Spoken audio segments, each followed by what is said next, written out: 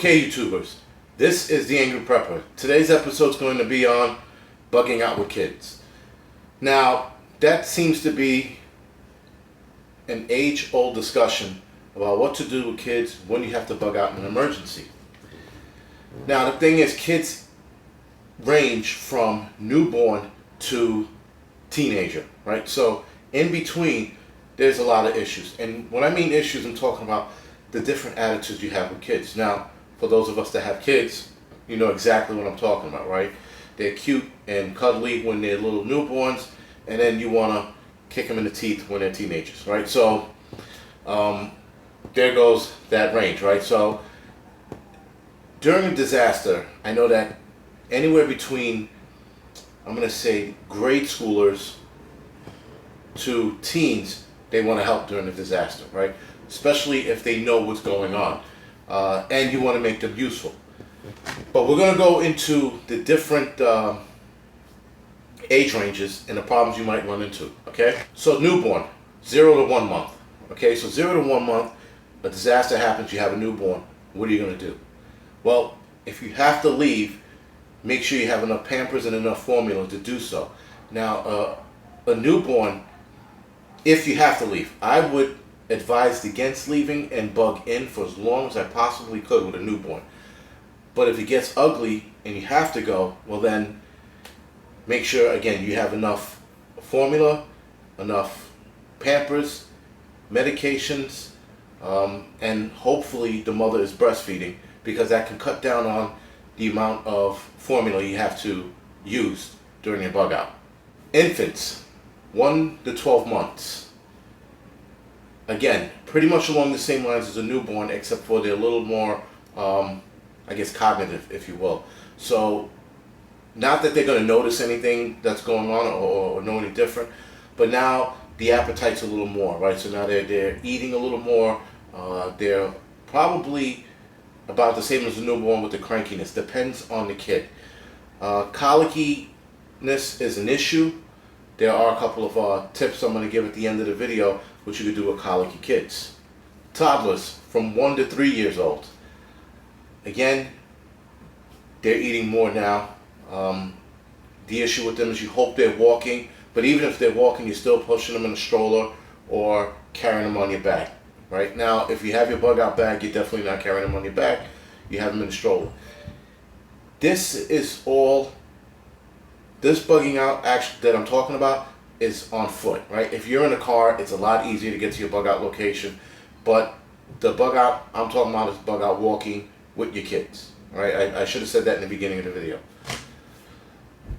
So toddlers present not so much of a problem, because all kids from that age to about preschool present the problem of crying, crankiness, being sick, again colicky if they're so. So toddlers are just a little more rambunctious, and at that age too, when they want to walk around, they always want to walk around. But you can't afford to have them walking around when they're bugging out. Maybe for a couple of minutes, but you want to get from point A to point B without anything slowing you down. Preschoolers, 3 to 5 years old, a little more aware. Again, you're probably still going to have them in the stroller because you don't want them walking, because they're probably going to slow you down, or most likely going to slow you down. Now, you can let them walk a little more, because they're at that age, they're better at walking. At least you hope they're better at walking.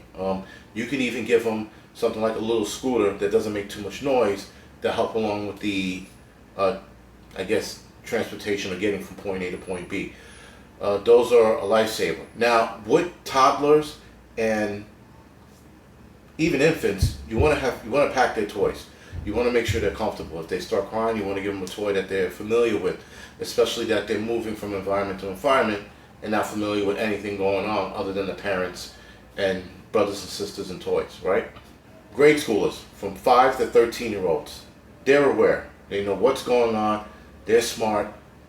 Put them to work, if you will, right? So when a situation's going on, make sure they help out in the situation. Whatever this task is, it could be something as small as getting you water when you guys sit down for camp, helping you get something small out of your bag. Put them to work and make them useful. It gets them out of their heads. It makes them feel like they're accomplishing something. and it gets them out of the nervousness of what's going on when you're bugging out. Teens, put those kids to work. They have their own bug out bags at that point. Actually, probably around 7 to 8, maybe even 6, they can have their own bug out bag. Just be aware of the weight. But a teenager, they have their own bug out bag. You put them on security, especially if they're responsible enough. They're going to help out. And if you have a 13-year-old, or if you have a teen, and you have a newborn or preschooler or toddler or infant, they can definitely help out. Now it's 3 hands or 4 hands instead of just the parents, right? Again, the problem with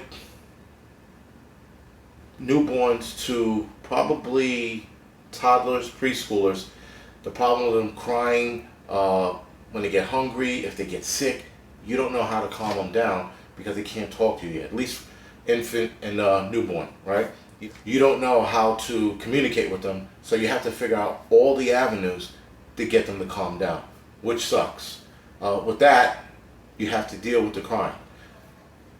There's no real way to keep them quiet other than if you were bugging in and you had a room soundproofed, right? Or something like they did in A Quiet Place, where they put the kid in a little box. Spoiler alert, sorry. They put the kid in a box with an oxygen tube in it to keep his noise down, right?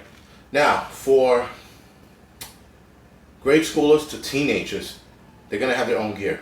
Make sure they have their own gear. Make sure it's the right size. Make sure the bag is the right weight. You don't want to put any unnecessary stress on them during a bug out. And what I mean is that slowing them down, right? You're already in a stressful situation. You don't need them to have a bag heavier than they can carry, and they're whining and crying all the way. You don't need it. So if you have to pack lighter than you should for them, then do so.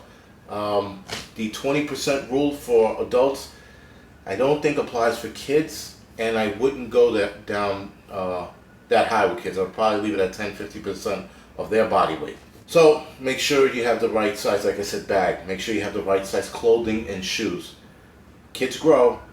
You're hoping your bug out's not too long and you can get to your bug out location, but have a spare set of shoes in case you're on the road that long, or you think you're going to be on the road that long.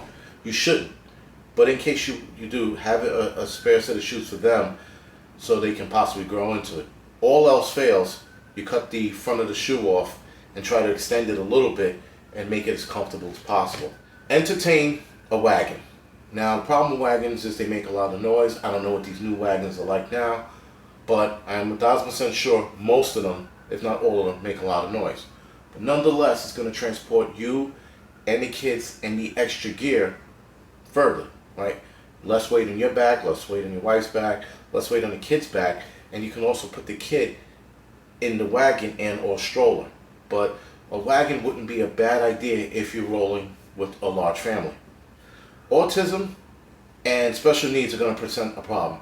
It depends on the severity of the kids, whether or not your bug out can even be possible, right? Now, you do have some kids with autism that are used to a routine, right? Day in and day out, sort of like a Rain Man, right? He had a type of autism, and he wanted his life, as you remember in the movie, his daily life was set to a schedule. But when it was broken, Tom Cruise's character ran into problems, right? So Dustin Hoffman, who plays Raymond, not Rain Man, but Raymond, would flip out when he didn't get to watch his shows, eat at a certain time. You might run into this problem with autistic kids and even special needs kids when you're bugging out.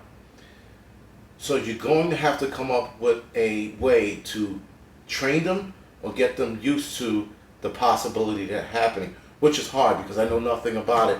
I'm just mentioning it.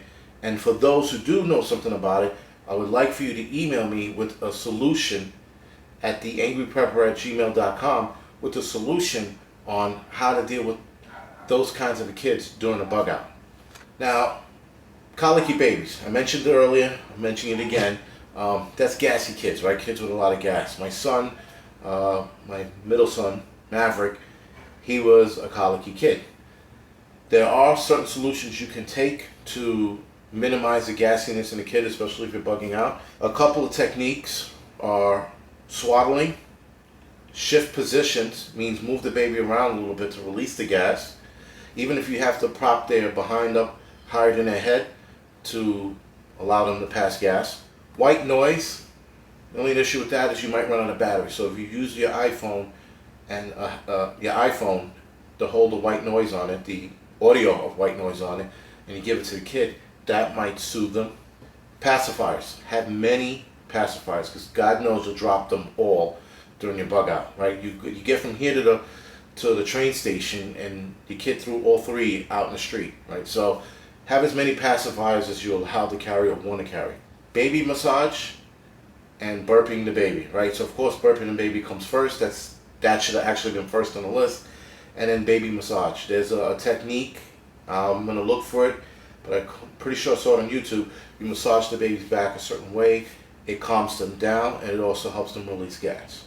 And there is a liquid you can give the kids. It's bought in the stores, Dwayne Reed's, Rite Aid, wherever you go. Gripe Water. We use Gripe Water for my son, and it worked every time.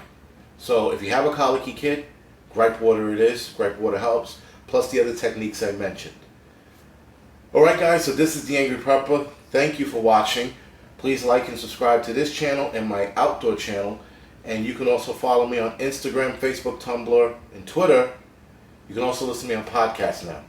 Alright guys, thank you for watching.